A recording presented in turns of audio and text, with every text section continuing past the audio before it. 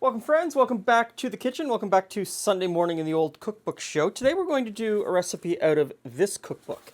It's called Home Economics.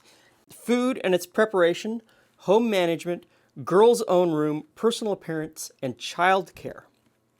And this was put out by the Home Economics Department, Elementary Public Schools, Spokane, Washington, 1939.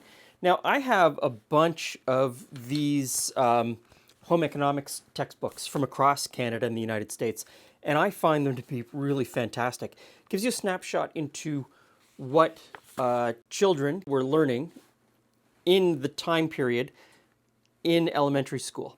And I got to tell you, it was aimed squarely at girls. That just talks about how to have children and what to do in your own girl's own room, how to be helpful around the home. Some pretty basic information, but the recipes are solid. They give you a really good, solid basis to understand how ingredients work together so that you can start to cook for yourself. One of the recipes I want to do today is called sour cream cookies. And so I'm going to start out a little bit differently than the recipe does because I always like to start by creaming my fat. And so the recipe ingredients call for shortening, but in the written method, it calls for butter. Beef fat, pork lard, vegetable shortening, obviously vegetable shortening. Shortening is right in the name. And sometimes butter. But a lot of people will say that butter is not one of the shortenings. I tend to disagree with that. I look at it as a shortening. And obviously, the Home Economics Department of Spokane Public Schools thought so too. And the definition isn't just about it being solid at room temperature.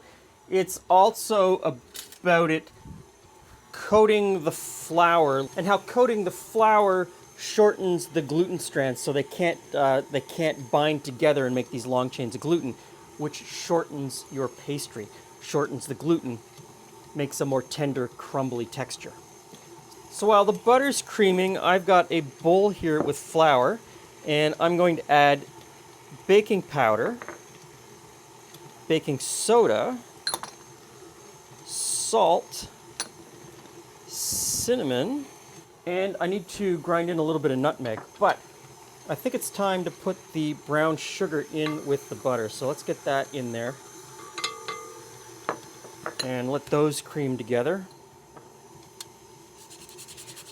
Now it goes to great pains to tell you that you should sift your flour. I don't often sift flour anymore. It doesn't seem to be as important to me as other aspects of baking. The flour that I buy never seems to clump together, and I use it quickly enough that it doesn't get bugs into it. I don't think anybody's getting bugs in their flour anymore either. So, take from that what you will. Okay, that's mixed up nicely. I turn this off and scrape down the sides. Now, even though I've got this rubber scraper on my mixer, you still need to scrape down the sides. It's always best practice. Just make sure you've got everything creamed together nicely and mixed together well.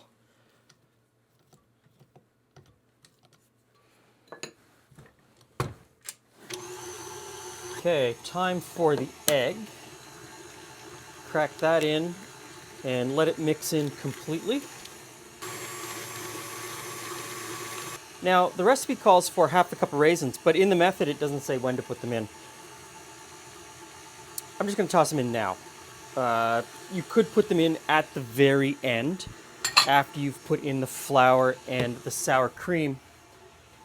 But since every one of my report cards coming home from school said Glenn doesn't follow instructions very well, I'm going to throw them in right now. Now, we put in flour and sour cream alternatively, but there's 2.5 cups of flour and only a half a cup of sour cream. So let's work this out. I'm going to spoon in about 1/3 of the flour mixture before I add any sour cream. And then I put in about 1/4 of the sour cream and then come back with some more flour. Okay, this recipe only asked for a half a cup of heavy sour cream. Based on the amount of flour, that just wasn't right. So I ended up putting in a whole cup of sour cream, and even then I think the dough seems a little too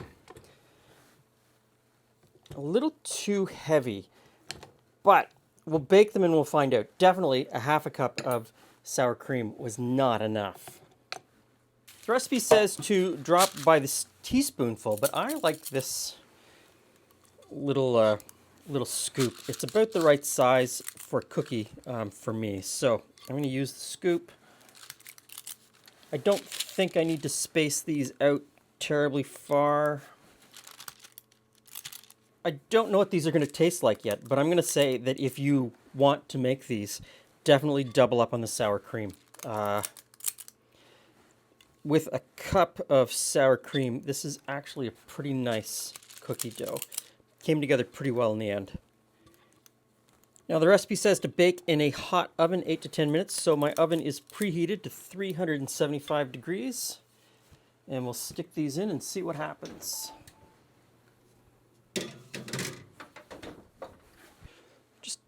Just try a little bit.